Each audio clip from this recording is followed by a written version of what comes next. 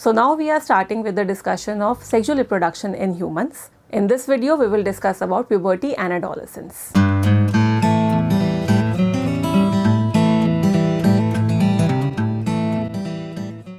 तो सबसे पहले जान लेते हैं कि प्यूबर्टी और एडोलेसेंस इन दो टर्म्स के बीच में क्या कोई डिफरेंस है भी या नहीं।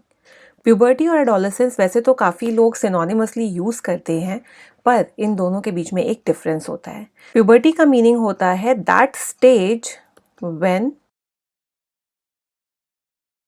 Secondary sexual characters in an individual start appearing. But adolescence का मीनिंग क्या होता है? It is an age range between 12 to 18 years during which puberty generally sets in. तो एडोलेसेंस सिंपली क्या है? जैसे कि चाइल्डहुड है और एडल्टहुड है।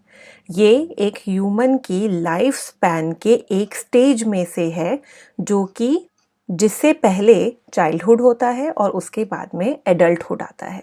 तो ये एक ऐसा टाइम होता है जिसमें कि बॉडी मैच्योर हो रही होती है रिप्रोडक्टिवली, इंटेलेक्चुअली एंड फिजिकली भी। यही टाइम होता है इसी एज के दौरान जब ह्यूमन बॉडी अपनी मैक्सिमम ग्रोथ, फिजिकल ग्रोथ को भी अचीव करती है। पर प्यूबर्टी कौन सा माइलस्टोन कहलाता है?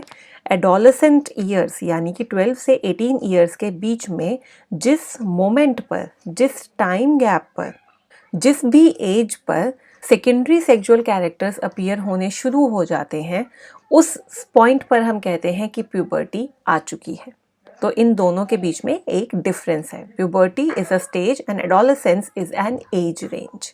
सो ये डिफरेंस आई होप मैंने क्लियर कर दिया है। अब आगे हम बात करेंगे, ये जो मैंने यहाँ पर टर्म कोट करी है सेकेंडरी सेक्सुअल कैरेक्टर्स, इनका मीनिंग क्या होता है।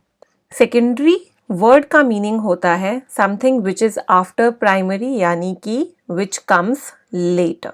सेक्सुअल का मीनिंग हो गया something related to gender and characters तो सिंपल होते हैं, ये हमारे फीचर्स हैं जिनको कि हम अपनी बॉडी के अंदर पाते हैं। तो सेकेंडरी सेक्सुअल कैरेक्टर्स, अगर हम इन तीन वर्ड्स के मीनिंग्स को देखें तो ऐसे कैरेक्टर्स कहलाते हैं जो कि एक पर्सन की लाइफ में एक सर्टेन एज के बाद आते हैं और उनकी वजह से एक पर्टिकुलर बॉडी अपना जेंडर फिगर अज्यूम करती है। यानी कि अगर वो मेल बॉडी है तो उसके अंदर मेल लाइक फीचर्स जनरेट होंगे और अगर वो एक फीमेल बॉडी है तो वो एक फीमेल फॉर्म में आ जाएंगे। तो ये वो फीचर्स हो गए। तो ये जो कैरेक्टर्स हैं, जैसा कि अभी हमने बात की कि ये प्यूबर्टी के टाइम पर अपीयर होते हैं, तो अब हम डिस्कस करेंगे कि ये कैसे कैसे चेंजेस होते हैं जो कि प्यूबर्टी के टाइम पर एक बॉय और एक गर्ल के अंदर अपीयर होते हैं। तो देखिए, कुछ ऐसे फीचर्स हैं जो कि कॉमन होते हैं, यानी कि जो मेल और फीमेल बॉडी दोनों ही एक्सपीरियंस करती है। But there are certain characters जो कि डिफरेंट होते हैं और उन्हीं की वजह से एक मेल बॉडी फॉर्म और एक फीमेल बॉडी फॉर्म अपीयर होती है।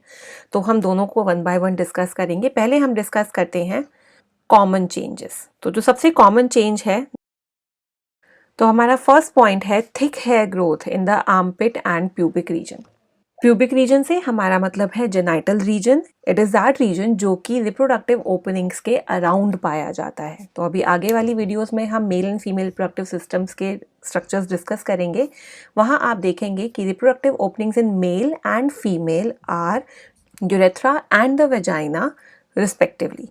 So thick hair growth is seen occurring during the onset of puberty in male and female bodies. It's a common change. Second change की तरफ आते हैं.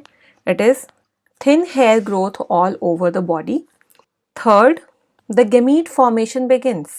Gamete formation is a feature जो कि reproductive organs की maturity को show करता है। तो दोनों ही तरीके के genders में हम देखते हैं कि reproductive organs mature होते हैं and they start producing the male and female gametes.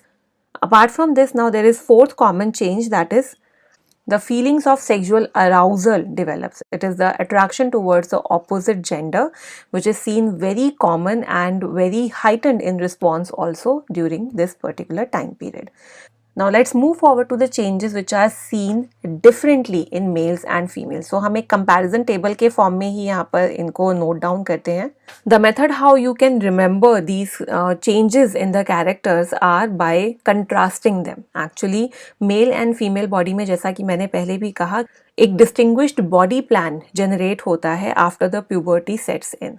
So वही हम differences यहाँ पर देखेंगे that in case of males we see hair growth on chest and face पर जो ये hair growth होती है that forms the development of beard and mustaches जिनको हम दाढ़ी और मूछ भी कहते हैं. So during this puberty the males experience this hair growth on their face and on their chest. Secondly, the body becomes more muscular in build. There is more muscle development in case of male body. Along with that, very conspicuous changes that the voice begins to deepen. जो boys में voice होती है वो deep हो जाती है यानी कि उनकी frequency drop हो जाती है. इसको हम deep voice भी कहते हैं. And Adam's apple protrudes यानी कि बाहर की तरफ निकलना. Another feature that we see is penis begins to enlarge. Now let's move forward to the development of various characters in case of females. In case of females, the marked changes include the development of mammary glands and the hips begin to broaden. The pelvic girdle actually जो bone होती है उसी के ही size में एक significant change आता है and that gives a characteristic female body form. Extra fat deposition in hip and thigh region. Ovaries begin to mature and very important one, menstruation begins. Menstruation की process के बारे में अभी हम आगे आने वाली वीडियो में डिस्कस करेंगे.